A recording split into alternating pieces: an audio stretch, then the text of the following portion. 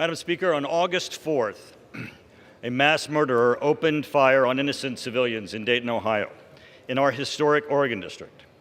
Hundreds of people were present in the streets, in restaurants and bars, in this 2-block area that is less than 5 minutes from my home.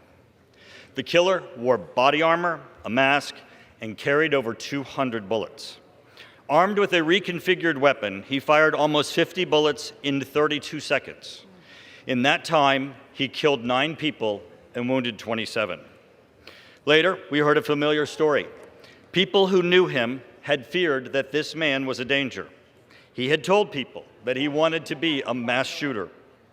However, the gentleman yield. The House is not in order. Thank you. Proceed. However, he passed a background check in the purchase of his weapon.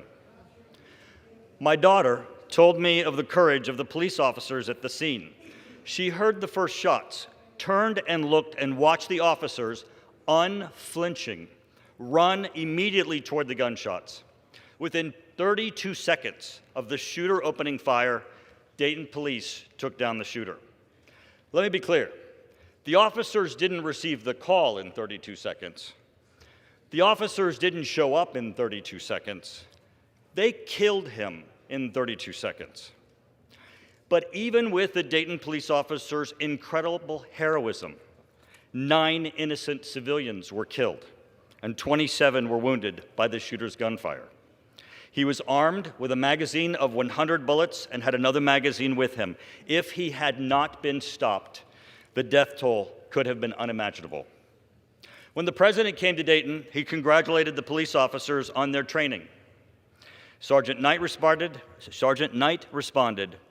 "Sir, you can't train courage." Today, Sergeant Knight and these courageous Dayton officers received the Medal of Valor. Officer Jerry Campbell, Officer Vincent Carter, Officer David Denlinger, Officer Ryan Nabel, Officer Brian Rolfs. Their bravery and quick action saved hundreds of people's lives, including my own daughter. They are here with us today, joined by Dayton Mayor Nan Whaley. Please join me in thanking them.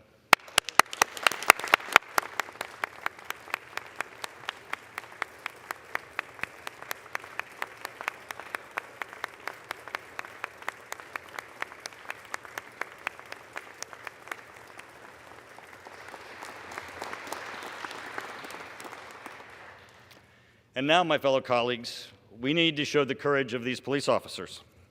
Let's work together to pass bipartisan bills that actually have a likelihood of becoming law and making our country safer. The forthcoming debate will be about our values, American values, human values. How could we get to a place where people are routinely killing innocent people that they do not know?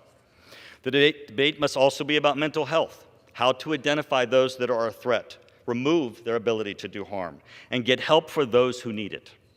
This debate will be about violence in our culture, the virtual world that so many of these killers have spent countless hours training in. And the American public rightfully demand that this debate will include a conversation about guns. As we pause for a moment of silence to think of those who were lost in Dayton, Ohio, let's think of all of those that have been lost in mass shootings, their families, and our obligations to them. I'm going to ask that our moment of silence lasts for 32 seconds, so that as this body thinks of those that we lost, the horrific understanding of how quickly the passing of 32 seconds occurs, and that within that time period, 9 people were murdered and 27 people injured. My fellow colleague from Ohio, Joyce Beatty, knows the family of one of the victims. I've asked her to read the names of each of those killed before I ask you to join me in 32 seconds of silence in honor of them. Thank you, Congressman Turner, to our colleagues, to the officers and Mayor Whaley. Megan Betts, Monica Brickhouse, Nicholas Coomer, Derek Fudge, Thomas McNicholas, Lois Oglesby, Saheed Saleh, Logan Turner, Beatrice Warren Curtis. Thank you. I yield back. I now ask that all members and guests in the House rise for 32 seconds of silence.